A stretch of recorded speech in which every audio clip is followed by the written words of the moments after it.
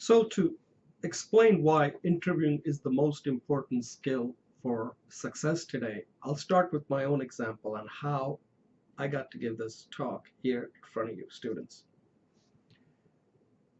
It's not that easy to give this talk. So how did it happen? And it'll kind of tell you how interviewing really works. We always think of interviewing as something formal, but interviewing can take place when you are not even present, or it could be informal, or like we all come to know, formal, where you sit down and both sides know that there is an interview. But those are kind of rare interviews. There are a lot of interviews that are taking place which we don't even realize are interviews. So let me just give you an example of this.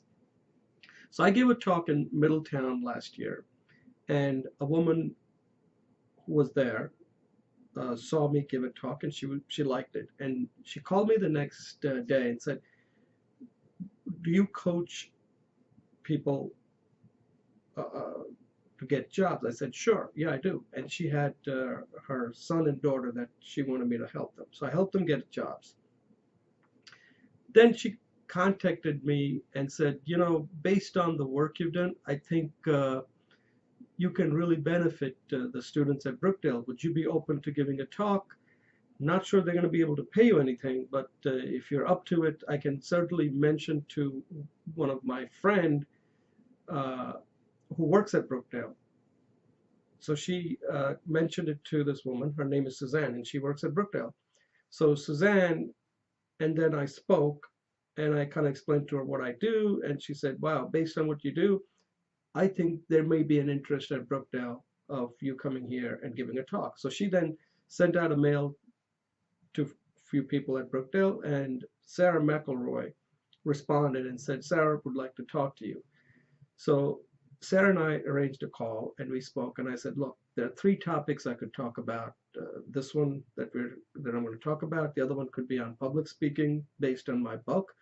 And the third one could be skills that you learned in school that you're still going to be using even after you leave school.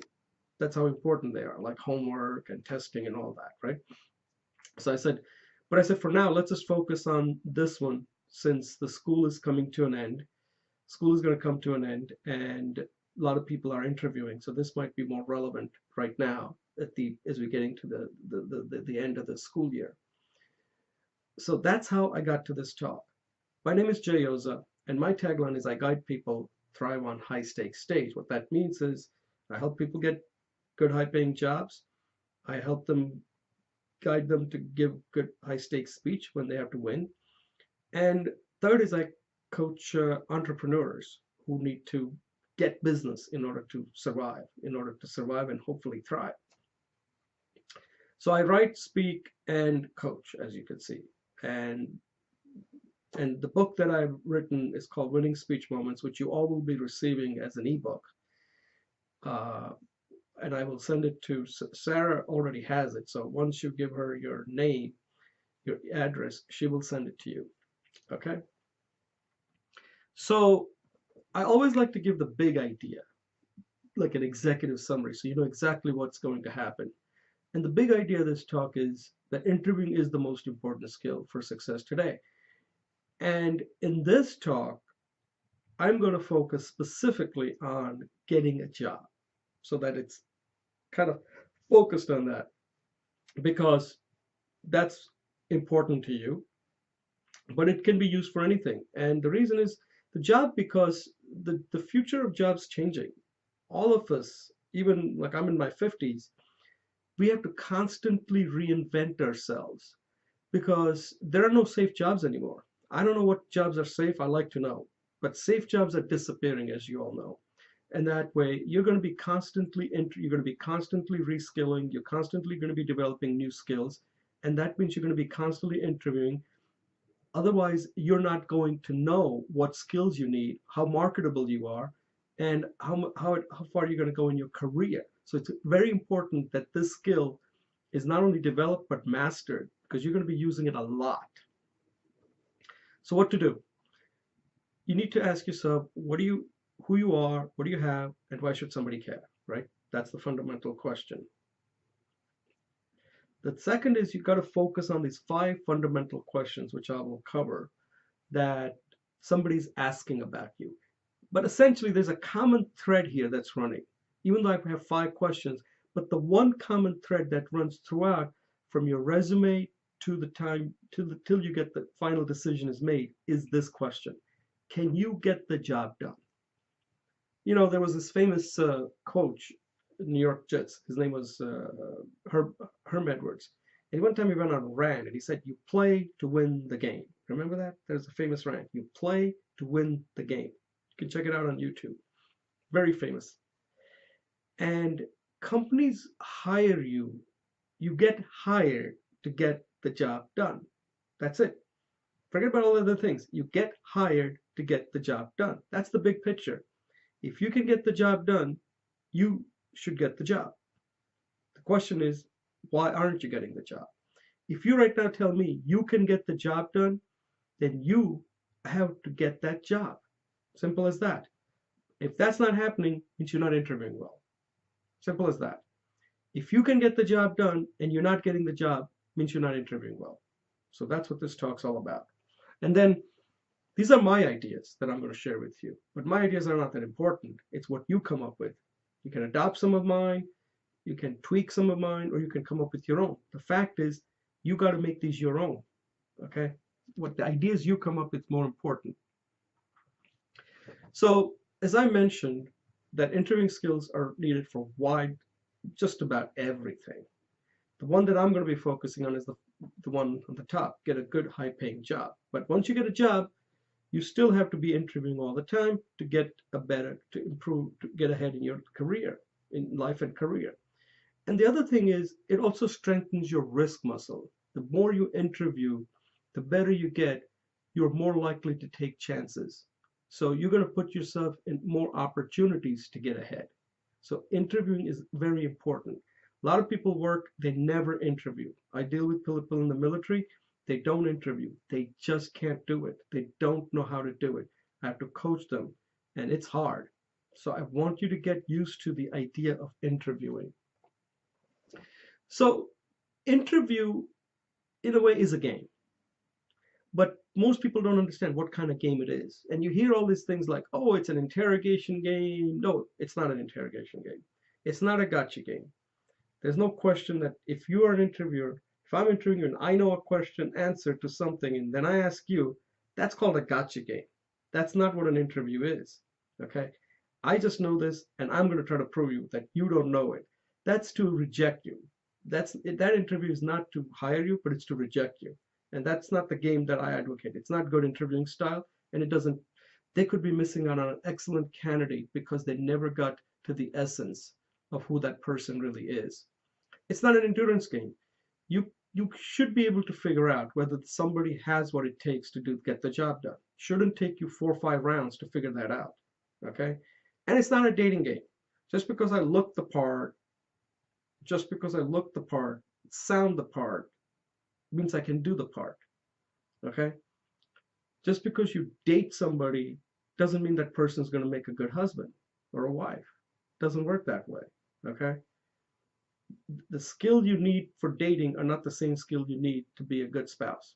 Let me just tell you right now. Right? The skill you need for dating are not the same skill you need to be a good spouse. Now, I'm a good spouse. Now, she may not agree with it, so I'm not going to put her on the spot. But I do a lot of things. Okay? I make coffee, take out the garbage. I just recently got this chimney work done. So I'm a damn good husband. I'm a good catch, okay? I'm a real good catch. Interview is not a Jeopardy game, like number of questions you have to answer in a certain amount of time. No.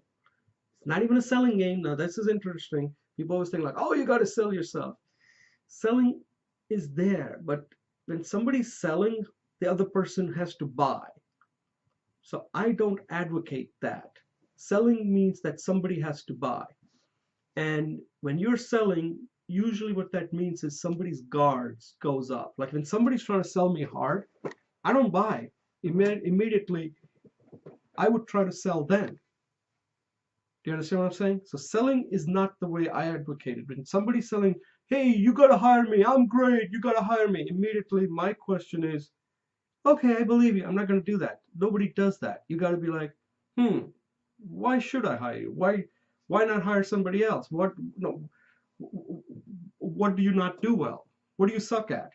I mean, I would immediately ask a question that will tell him, like, so, okay, so you're great at what? But what do you suck at? And if he says nothing, then the guy's lying, right? So, but interview is a performance game. It's a performance. You're there for a short time where you almost have to create the vision that you are the one that can solve their business objective to get the job done, to meet its business objectives. Business objective means you know how to get the job done. That's the performance you have to create. Again, they're hiring you to get the job done. So you got to put on a performance like you know how to get the job done. Selling is just telling. Selling is not going to do it. It's a performance where the person has to really feel it. You're not selling because, again, selling will create guards to go up. You don't want that. You want to perform. Performance is what we want. When somebody performs, you don't say, the actor who performs, after a while, you don't even realize that guy's an actor. You think, like, that guy's really real, right? Like, that guy's real. That's what you want. You want to be a performer.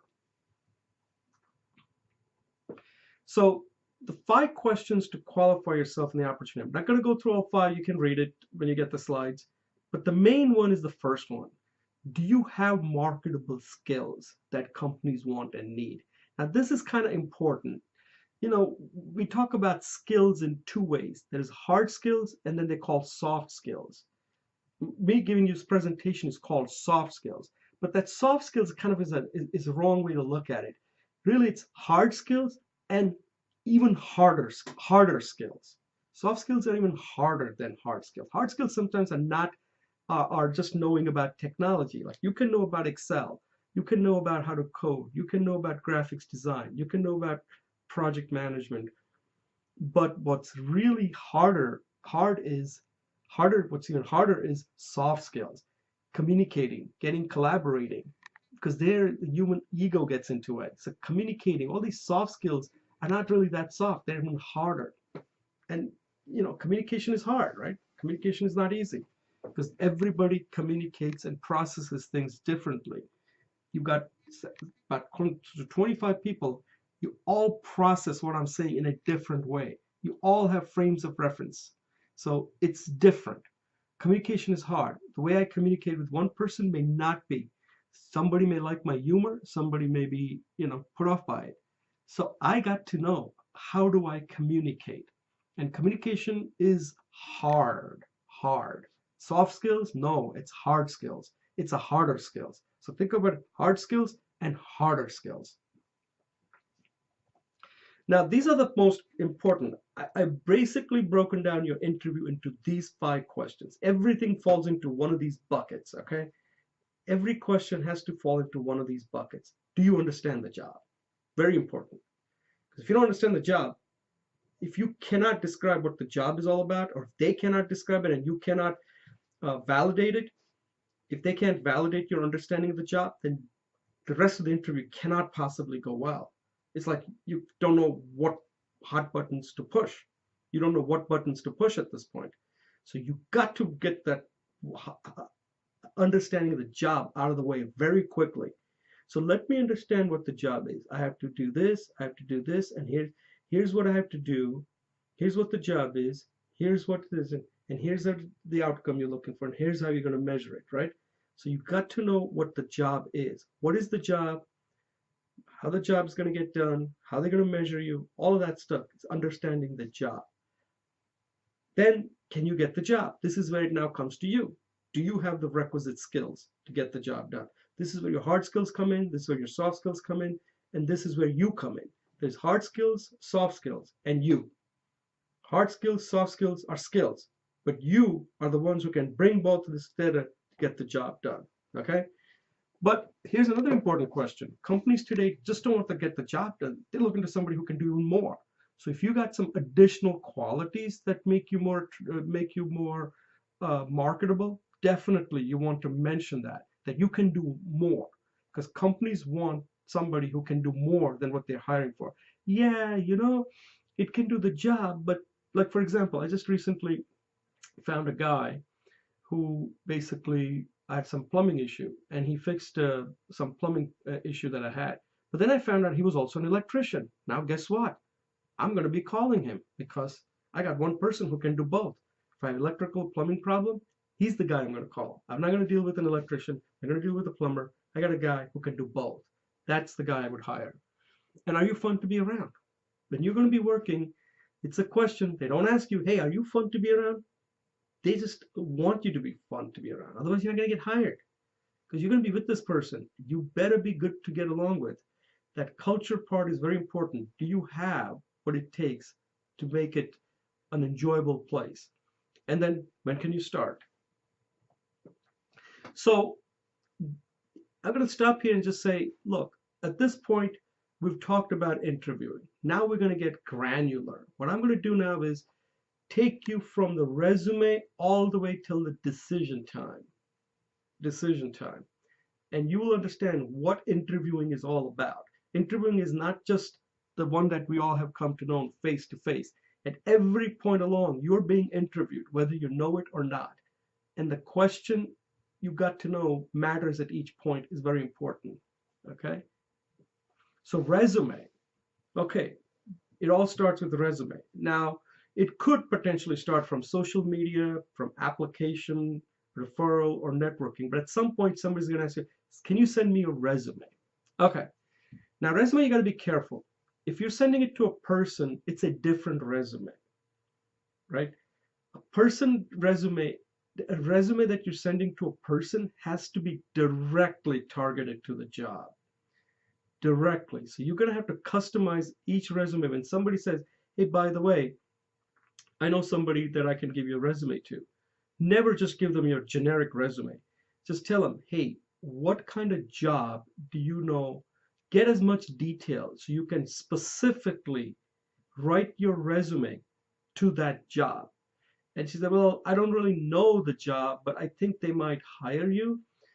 Then you may want to just say, this is what I do. So resume is fine. So there at that point you can say, well, what are some of the things that they're trying to do? What area are they, like you can qualify what you do, right? Like I do this, I have, like if you have Excel skills, then you can just say, I can do analytics using Excel in this area. You got to know something about the job. Blind resumes don't work. So you got to get the person to tell you more before you give the resume, send the resume, okay? But ATS is a very much a skills-based resume because ATS doesn't know whether you have leadership skills or not, right? It can't determine that. ATS is all about what you put in. It's all words. It's all words. ATS is not application tracking system, is not going to be able to figure out. So it has to be skilled. So if you're going to say Excel, but you've done much more in Excel, then you've got to be specific, like I did with pivot tables. I did VLOOKUP as much as you can. Excel, all column, put down a little bit more detail about Excel. Whatever you've done with Excel, macros, whatever you've done with Excel, you want to put it down. Similarly, project management, I do scope management, I do this management, cost management, I do control management, all of this stuff that would be necessary because the ATS is picking out those things and it's weighing, it's using some kind of weighting factor and then then send your resume to a recruiter, internal recruiter saying, boom, this is the guy you want to interview. Based on the matching, this guy's a good match. But I still think the best resume is when you don't have to send a resume. And that is, you have something more to show, not just what you have done, but you're actually demonstrating it. So like a blog is a great way to show that you have insights, you know how to communicate. You're showing several skills. You're showing that you know how to think, you're showing you know how to communicate, and you're showing that you're willing to, so you're showing that you know how to write, you know how to think, and you know how to present your ideas, right? And you also know that you basically are a thought leader. Plus you know how to communicate, and that companies want, and you know how to market yourself. Companies want that. They're getting that. That's that can you do even more. So when you get a portfolio that you're showing, immediately If you got a guy, just a resume, and here I have a guy with a resume, and I have his blog that I can look at, maybe even a video that he has done, I'm now thinking, wow, imagine if I hired this guy. He's going to basically help promote my company. Because you're now basically saying that because I do this, I'm going to open up more opportunities for you, right? Because you know how to do it. So these are the kind of things that are very important. So I strongly suggest, and that each of these things, now some of these may be a little bit more difficult, but nowadays they're not that difficult. Like a booklet is not that difficult, right? Get it done and give out booklets. You can just do a PDF and then get it printed out. That's not that difficult. Books, today you can create an ebook. Doesn't take much. Get it edited by somebody. You can find somebody in Upwork and they can edit the book. Now it may cost you a little bit there. Speeches, this is speech right here. I'm giving this speech. Now I'm not videotaping this one, but I can videotape parts of it and I can make it available on YouTube. Apps, if you're writing apps, anything you're doing that you can demonstrate that it's not just a resume, but you're actually showing your work, that helps a lot. The two questions that matter here are, do you understand the job and can you do the job? And the resume. That's what the resume. And the purpose of a resume is what? To get somebody to call you, the recruiter. So this is like your sales letter. This is typically you're selling yourself. At this point you're selling, saying, hey, by the way, I got something to offer to you. You ought to talk to me. That's the purpose of a resume. If you're not getting people to talk to you, or the right people to talk to you, then you got to adjust your resume because it's not working. So then the next thing is you're going to get a phone call. Now here, before you take on the call, you really, really want to know, because that first person is very important. It kind of sets the stage, and you want to basically qualify this opportunity also very much. But at the same time, you don't need just one call. You can have the recruiter essentially is kind of like the gateway. The recruiter will basically connect you to different people, right? So the recruiter, what you want to do is saying, look, what are the specific questions you have, and focus on that and get to those quickly. And then say, listen, what I'd like to do is talk to different people to get a sense of what this job's all about. The recruiter is not going to be able to do that. So tell them I'd like to talk to a technical person, I'd like to talk to the manager, and I'd like to talk to maybe two colleagues, manager, and if there's a mutual interest, then we can move to the next step on having face-to-face interview, okay? And the three questions that matter at this point with the recruiter, the first person you're talking to, is, do you understand the job? Can you do the job? And when are you available? See if there's an urgency here. There's an urgency for this job. And the purpose of this is to get a face-to-face interview. And the key thing here is, this is my belief, that you ask the hardest question, or the dumbest question, if you want to call it, the uncomfortable questions during the phone interview. Okay? Because a face-to-face interview is a different dynamic, that if you keep on asking too many questions, you come across as clever, but cleverness may not help you get the job, because you basically want to come across as a person who's a good listener and who can clearly articulate your thought rather than just hitting them with as many. Remember, it's not a Jeopardy game. So the more questions you ask is not going to help you. It could actually hurt you. So if you want to ask questions and you want to qualify, do it on the phone. Like, how do you make money? Well, who's your customer? You know, what are the top 3 skills you like about me? That's an important question. Now, I can't go into all the details at this point here. I can do that in a workshop, but these are the kind of questions that I found are very important to know. Okay? You know, what does a winning interview look like? These are the kind of questions, and these are the ones that I've came up with. You can come up with your own, and you can take some of these, and these are the questions when you have to qualify the job. Because the one thing you cannot do is go to a face-to-face interview and get hit with something that you just that you did not anticipate. This is not, as we'll see, interviewing is not about, it's not a test. Interview is really a conversation. I want to make that very clear. If you're not having a conversation, then you cannot perform. then you cannot perform. You're basically being put into a situation where the control is you're losing control of the interview because you're not having a conversation. So the thing you want to make sure is that in an interview, you are having a conversation.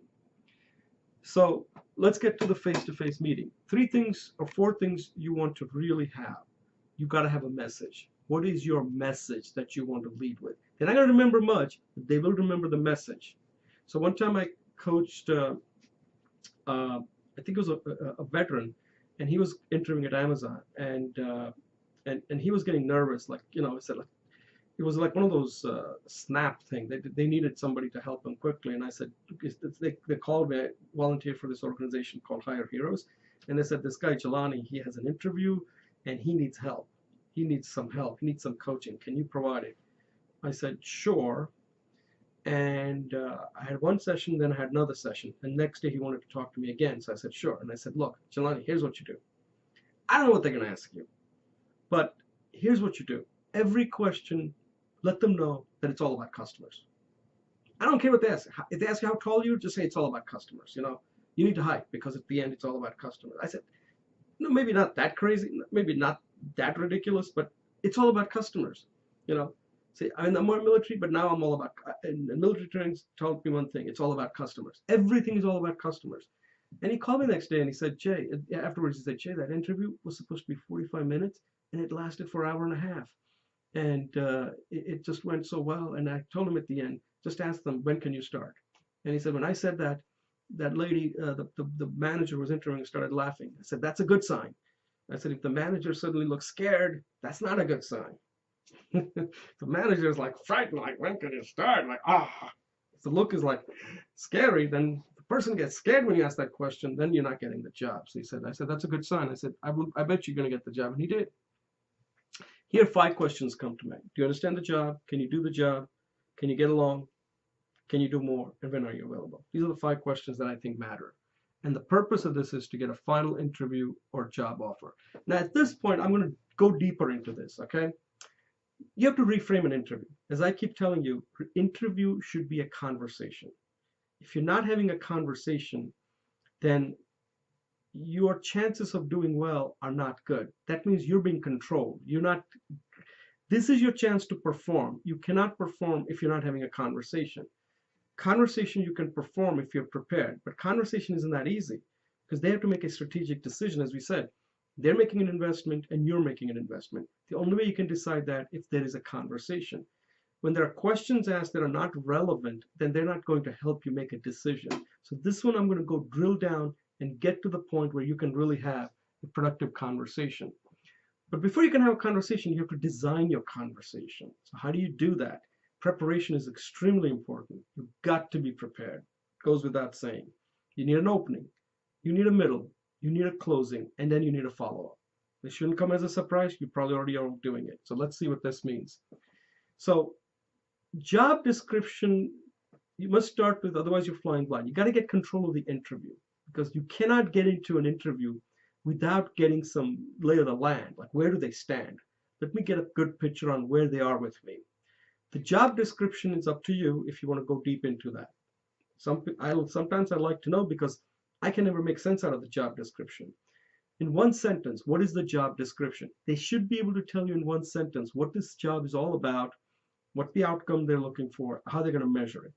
That should be the one sentence description they should be able to tell you. We need you to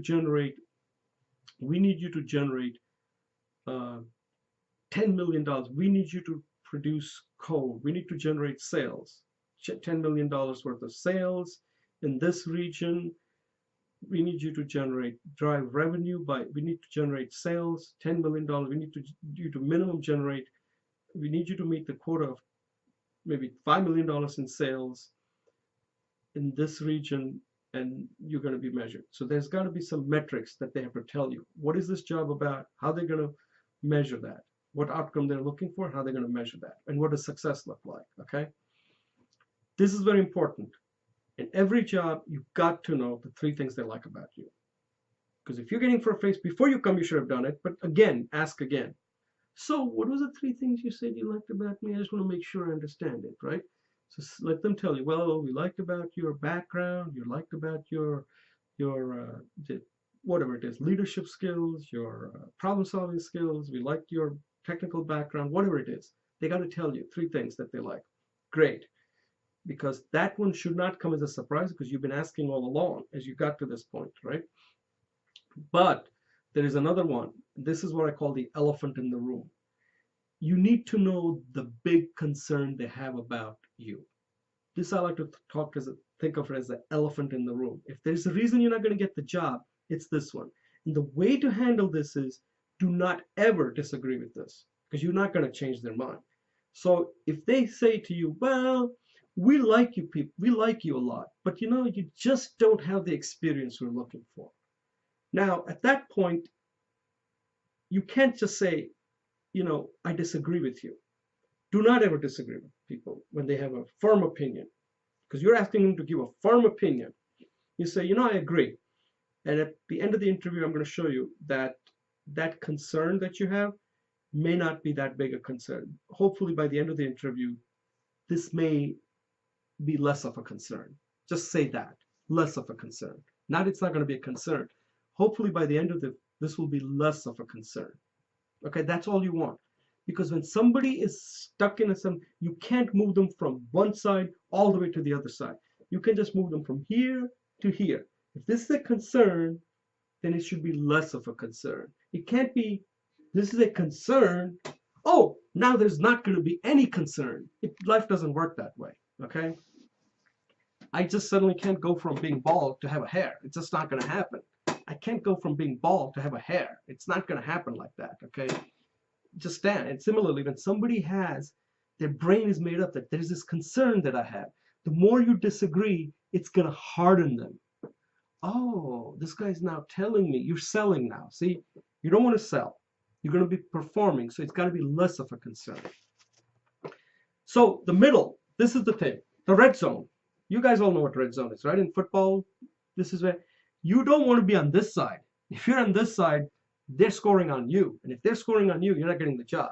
So you want to focus on this part. You want to get into the interviewer's red zone, because that's where you can score a touchdown. That's where your chances of getting a touchdown are much greater, right? So what does that really even mean? So you need to know what the hot buttons are. So I just picked three of them: problem solving, customer experience, and relationship building. Okay? Now this is where these are your plays, so-called. Think about these are the plays you're going to run.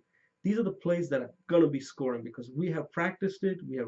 We know how to make it work, and these plays are going to work. At the right time you use it, it's going to score. Okay? So I'm going to walk you through one example of this, and then at the end, I will not cover I don't have time to cover the other two, so I will include that in the back on how I do it, so you get an idea. But this is how I would do it. So let's see, because this is now showing a lot of skills that are coming into the play here, okay? So you got to go deep with customer experience. So you're going to tell, sell, and close. Tell, sell, and close, okay? That's the whole thing, right? So first you make a generic statement that they just cannot agree, that makes you look smart. Customer experience is how you win today in business. No way anybody's going to disagree with that. Wow. But if you just leave it at that, then you look like an idiot. Okay, so this is like an idiot statement, but it's true. Everybody understands that. Customer experience is how you win today in business. Will that get you a job? No. You got to get a little deeper. So you say, look, customers today want to be respected. And the way you show respect to customers is by being responsive, by being reliable, being responsive, and developing a relationship. Now you got just deeper. That went to level 2. Now you expand on that. Okay. Consistency is key.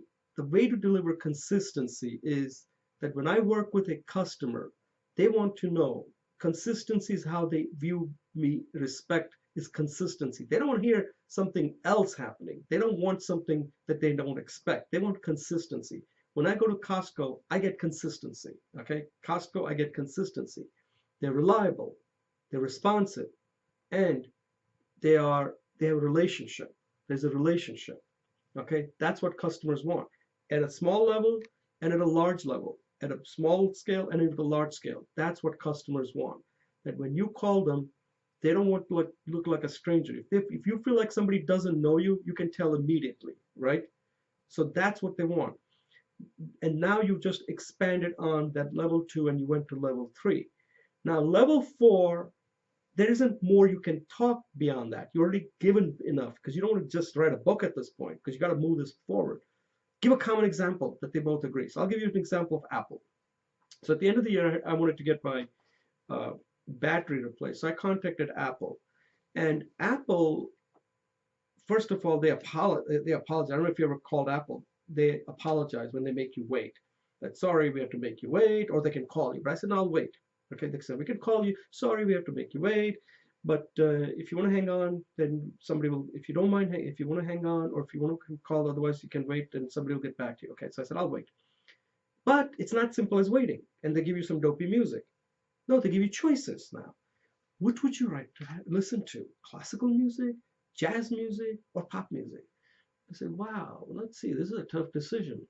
Jazz, let's go with jazz. Suddenly this nice jazz music comes on, and I'm really getting into it. And then this guy comes on. I said, dude, couldn't you have just waited a little longer? I was just getting into this music, and the guy's like, oh, I'm sorry, I don't know what the. So I said, okay, that's okay. I'm just pulling. I'm just giving you a hard time. But I said, wow, I haven't seen anybody else do that. I haven't seen anybody else do that. So I said, this company really knows how to provide good customer experience for something that is, most of the company, they didn't even think about that. I said, Apple has thought about that. That when you make somebody wait, give them a choice of what music they want to listen to. So then you get to level 5. So now Apple, they know Apple, you know Apple. So at this point, you have now really got them interested. So now let me tell you exactly what I did in my last company where we delivered customer experience. Now this is your story, okay? This is your story. Like I provide customer experience the way I deal with them. And the way I provide customer experience is that I will, even for this, I sent them the speech summary, I give them the video, I will send you the ebook, and then, hey, if you have any questions, you can contact me, and I'll probably see if there are any questions that come up. I'll record a video that I can put on the YouTube that you can all watch and other people can benefit. If there are any questions that you're asking, I can do that, plus anything video.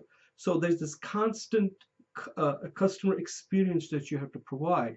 And then you get to level 6. Now, this is the important part. So up to this point, you have said a lot. Now comes the important part. What do you think? This is where you're telling the customer, hey, give me some feedback. Give me some feedback. I want to know, because I've just now given you from level 1 to level 5. Now at level 6, I want to know, what do you think and how would you do it different? At this point, the customer likely is going to be impressed. I don't care who it is, because if you've taken them from level 1 to level 6, that customer is going to be impressed. And at that point, you go to level 7 saying, you know, would love the opportunity to continue to improve the customer experience here. Continue to improve the customer experience here. So now you're putting yourself next to them. Sort of like the Indian wedding, where you start out, where groom and bride are kind of opposite of each other, and then when they become husband and wife, they're sitting next to each other. That's what you want to do. You're going to go from bride and groom to husband and wife. That's what you want to do. So little Indian wedding metaphor, analogy. So Indian weddings, if you know, start out where bride and groom are kind of opposite each other, and then they go around this holy fire 6-7 times. I don't remember now. I lost count. I don't remember. It's been a while since I did this. It's been a while since I did this. And then they end up sitting next to each other. So they go so this is sort of from level 6, you're opposite each other, but there is some love here.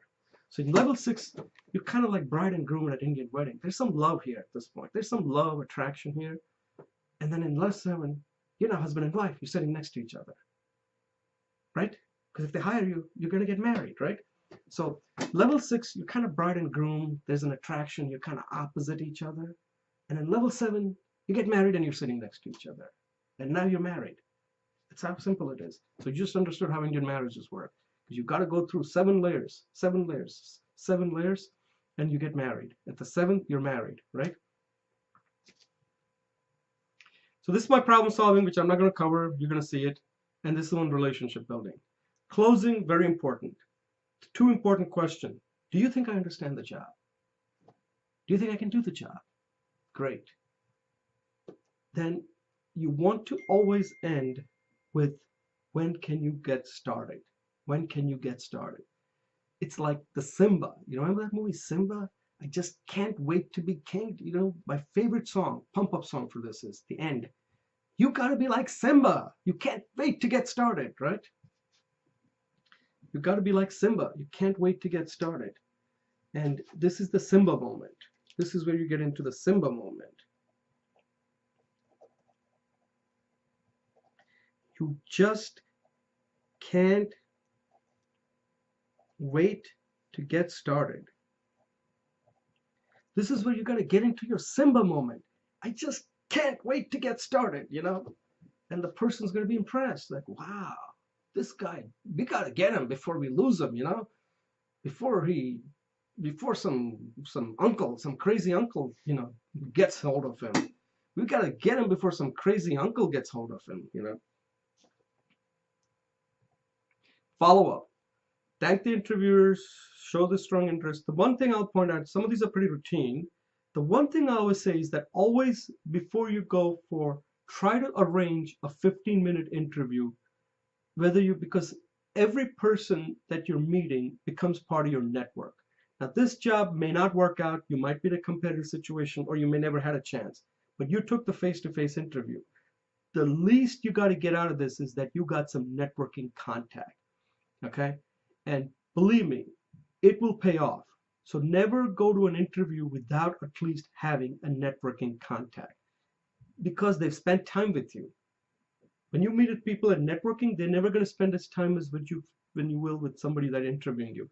So by de facto, like me giving a talk to you, I kind of become part of your network, whether you like it or not. Okay? It's like that, you know, whether you like it or not, I become part of your network. The question is, what are you going to do with it? That's up to you. It's up to me. I'll open it up to you. I'd love to be part of your network. The question is, you got to take the initiative, okay? Preparing your references, very important. This is where a lot of jobs get hurt. You can get hurt here, okay, if you're not careful.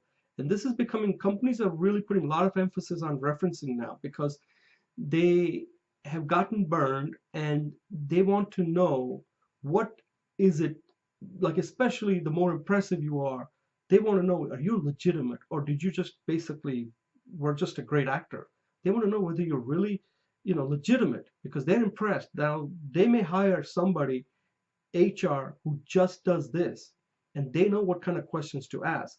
So you got to really prepare your references. You can't just pick anybody you work with if they're not willing to spend time with you and saying, listen, this job is very important. I need to spend time. If you can't do it, then pick somebody else. Titles is not going to matter here, okay? You need somebody who's really committed in helping you get the job. That's the person you want as a reference. If you're not having somebody, oh yeah, call them, they got to be really, really, they want this as much as you do to get the job. If they're not that enthused about it, like, hey, by the way, send an email. I'm going to have some guy call you and just help me out, man. It's not going to work. That person's got to be in it, because if you don't prepare that references, that person can hurt you, but that person can also help you a lot, can enhance your position, can help you in a negotiating, can help your negotiating position. Decision time. Again, you want to send an email. You also want to send some kind of a PDF doc, that simple one page saying, here are the 3 things that I do, you know, the what, how, and why. Here, the what, I would just say this is basically your what, why, and how, right? What, why, and how. And show that you understand the job, your ability to get the job done, and your availability. Get the job offer. So I want you to record a 3-minute video where you're going to talk about your what and why and your how and call to action. Okay? You can, you know, send it to me. I'll take a look at, if you send it to me, tell me 3 things you like about it, 3 things you think you could do better, and send it to me, and I'll review it and I'll give you my feedback. Okay, because believe me, I give this out, only one person always takes me up on it. It's going to be work, and nowadays it shouldn't be that much work. I don't understand why it's so much work when you can easily put a record on this and do it. Okay, so if you do it. So lastly, before I end it, just the final thought again. So there is this red thread that's running throughout from the resume all the way to decision time, right? The interview. The fundamental question that you have to in interviewing for a job is, so we looked at the overall interviewing is the most important skill. And then we brought it down to this particular aspect, job interviewing. That's what you're all interested in. But there is that fundamental thread. There's that red thread that's running from the resume all the way till the decision time. Is this, can you get the job done? That's the question. That's the question that has to get answered. Can you get the job done? Companies do not hire, as I said, as I quoted the Jets coach, you play to win the game, you hire to get the job done. Thank you, and I will now open it up for Q&A.